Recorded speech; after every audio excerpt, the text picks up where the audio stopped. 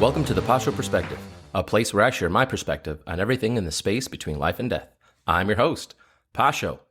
Today we're going to talk about plugs and sockets. In other words, this is my response to H.R. 8404, the supposed Respect for Marriage Act. Now, let me just tell you that, man, these politicians love euphemisms. They love names of bills that have nothing to do with what the bill actually does. For example, the Infrastructure Act, right? The bill that was passed recently by Joe Biden does what, like 9% of the funds from all that money actually goes to infrastructure in our country. So they're a bunch of garbage titlers, all right? Let's just call it what it is. And this bill, H.R. 8404, has zero respect for marriage, okay? Marriage is an institution that has existed for a very long time, at least 2 millennia. When Christ came down and said, you know what, women who are married no longer have to serve all the men in the community. They are only responsible for their husbands. And from that moment, it has always been a union between a man and a woman. There is nothing biblical that says a man, and nothing biblical about a woman and a woman, with the exception of maybe Sodom and Gomorrah, and we know what happened to those places. You know, the modern day New York Cities and LAs of the world. So I came up with a little metaphor, if you will, to hopefully entertain you, as well as to explain my position on what marriage actually is, because marriage has a function. It has a purpose. Okay. It's not just something to do for taxes. All right. So you get married in city hall. So that way your insurance is cheaper for the birthing or anything like that. It's not to, have joint, taxes. So that way you don't have to pay so much. Okay. That's garbage. Marriage has always been about love. And marriage has always been about family. And it has always been about the perpetuation of that family, kinship. Meaning my mother and my father, who had mothers and fathers that I call grandpa and grandma, and then they had parents that they called grandpa and grandpa, and so on and so forth. I mean, we have ancestors because our ancestors decided to have children and pass along the knowledge and pass along the tradition and pass along the idea that, we find a partner and then we have children and we perpetuate then this wonderful experience in life, this gift that God has given us. Like talking about Jordan Peterson last week saying that we should always aim forward, or we should, read the themes of our ancestors, or look at, the messages that they're trying to tell us about life so that we can win and slay our own dragons as well. All of our ancestors have shown us through their modeling that you have children. To truly be satisfied, you need children. My grandfather always told me, have lots of kids. That's really where you're rich, and make sure you're able to take care of them, because that's what a man does. It's not a half person meeting a half person, and then when they meet, they become one bright star in the sky, right? I'm sorry, but that's pathetic. You are not born a half person, and you will not die a half person. You are always whole from the moment you came onto this earth. So there is more than just finding somebody to complete you like that cheesy Jerry Maguire movie. It's about finding somebody to spend the rest of your life with. It's not even just having children, because eventually your children will grow old. They will get out of the nest. And then if you are smart and you raise them well, they're going to do the same thing and have their own children and families and priorities and lives. And it's going to be a wonderful thing. And hopefully if they do it right, because you taught them right, you're going to hold grandchildren in your arms, and they're going to look at you and you're going to fall in love all over again. That's what marriage is. It's not a commodity for selfishness. It's not something to make you feel equal to everybody else, because in a marriage, who cares about everybody else? It's about your relationship. It's about your partner. It's about your children, and everything else can suck a duck, because your family is the most important, or should be the most important thing in the world. And if you raise your children, they will go along with that, and they will teach your grandchildren that, and they will go on forever and ever. And that's really where the happiness is. Find somebody where you're not going to be alone for the rest of your life, and then create children. So when you're on your deathbed, they can hold your hand and send you off in a beautiful way, and letting you know that you will always be on our ofrenda. You will always be in our hearts. Your stories will always be at the tips of our tongues, and we will never forget you.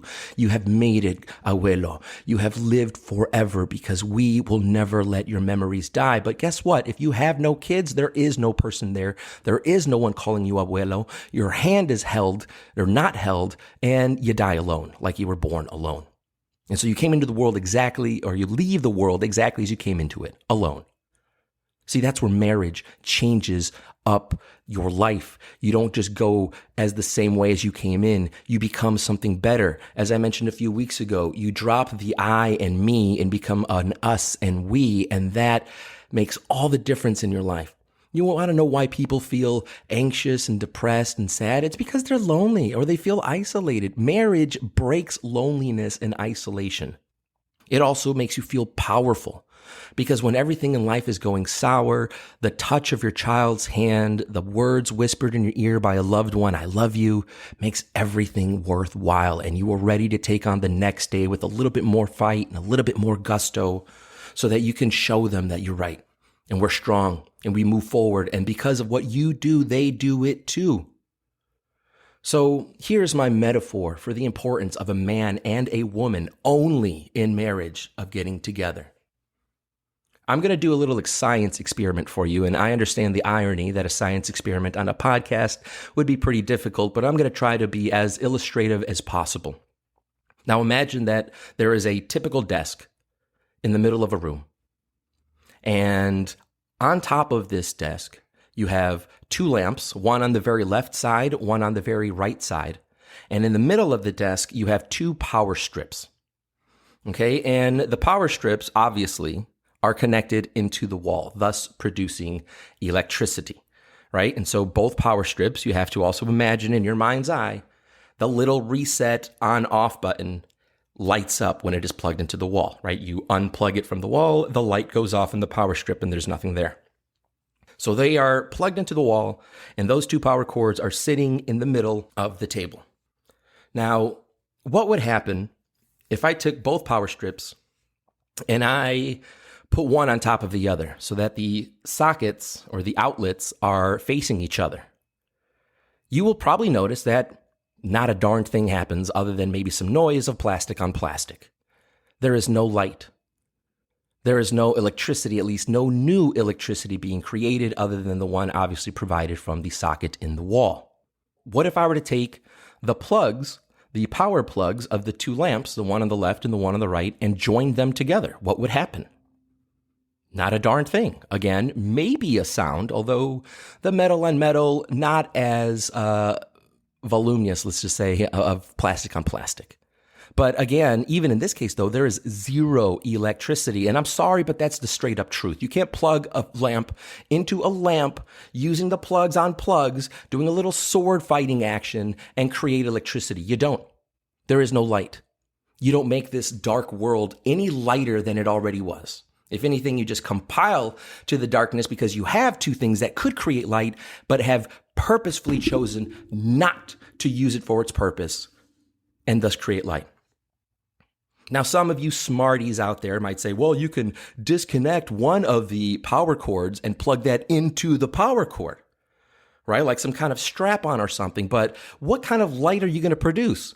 All that happens when you unplug that power cord from the wall is the light turns off from the reset on-off button. And when you plug it into the plugged-in power cord that is still there, the light turns back on, but it's that little tiny light that was always there in the first place. Nothing new has been created. There is no purpose of it. What do you need to put an extension cord into an extension cord? Just get a longer extension cord. But that's what happens. And now let's take the one that has not been mentioned yet. What if I were to take the power plug of the lamp and put it into the socket of one of the power cords? There would be electricity. And not only new electricity, not just the one surging from the wall, but now going from the power cord into the lamp, light is produced. And in a dark world, it is a little less darker because you have two things fulfilling its purpose. One giving electricity and the other one receiving it. And because of that union, and only that union of plug and socket, does the light on the lamp turn on. That is exactly what marriage is. Marriage is creating light through our children and our love for them to make this dark, difficult world with monsters and dragons more able to be defeated, or at least to be controlled to a point where we can find happiness and joy and meaning in our world. All right? You want to be with another lamp, being a lamp yourself, go ahead. You want to be a power cord stuck into another power cord or mounting on top of another power cord, go ahead. But you have to admit and understand that you are not producing light. You are not fulfilling what our species was made for, which is the perpetuation of our species.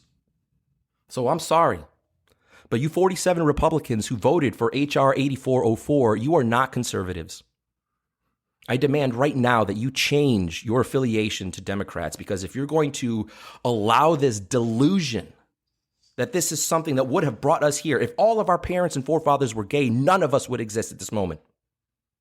That is not the purpose. And if you want to do it, do it. Okay, I'm not here to judge you. That is not my job. That is my father's.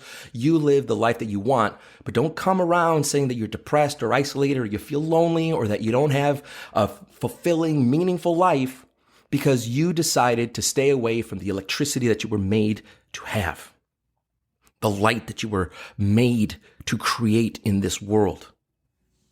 And so that's really all I have to say about that. I hope you found it entertaining. I hope you could imagine it in your mind and that you can see my point here, that really a man and a woman is the way to go. And that's what we need to be pushing. That's what we need to be bringing back, not only in minority communities like the Hispanic community and the Black community that really suffers from fatherlessness, but the world needs it. Children need fathers. Girls need fathers. Little boys need fathers. You look at all these serial killers, as I've mentioned before, all fatherless, or really dumb, woke fathers who get them guns after their child just had 16 knives confiscated from them by the police. But anyway, I've already spoken about Uvalde. So I hope you all have a wonderful time. I just want to let you know I'm going to be taking the next month off. I'm going to be going on vacation with the kids and the wife. We're going to be going on a wonderful road trip around the wonderful state of Florida. But I will be back when school begins, and we'll be doing it all over again, guys. So thank you so much for all of you who have stayed with me during the Summer Sessions. I hope you found it informative or entertaining at the very least, and I hope that you continue to come back to me. So if you haven't done so already, please hit that subscribe button. And if you really want to show me that you appreciated my show and that you enjoyed its content, please share it. Share it like wildfire. You know, we need truth. We need love to spread like fire around the world so that we can, prevent all this darkness, guys. So anyway, I hope you have a wonderful summer. For those of you still working, keep fighting the good fight, and I'll see you somewhere around my birthday on August 17th. So, until then.